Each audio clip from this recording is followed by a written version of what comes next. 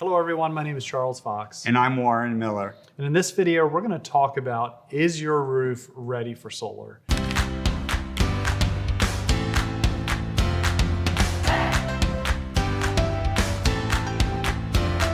The first thing you should look at is how much useful life do you have left in your roof?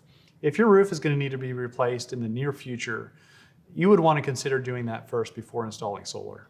The next thing to be aware of is whether or not your roof faces the right direction, the right orientation. Ideally, we'd like it to face south or southeast, southwest.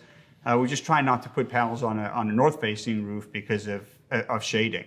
The other thing to consider is the pitch of the roof. You know, if the roof is really flat, maybe we want to consider tilting the panels up.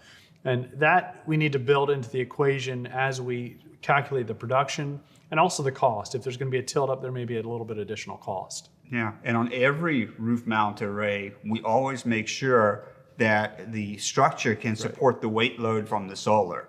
So that's another consideration. Can your roof support the additional weight load from the solar panels? Right. Another component is shade, surrounding trees. How much are those trees shading the location of where you want to put that solar array?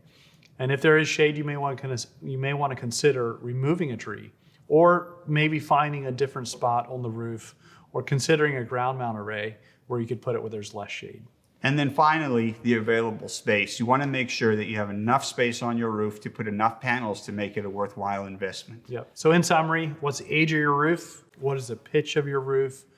What is the angle of your roof? And can your roof support the additional weight load? And those are all things that we could help you find out as you explore solar. Hope you found that helpful. Thank you so much for watching.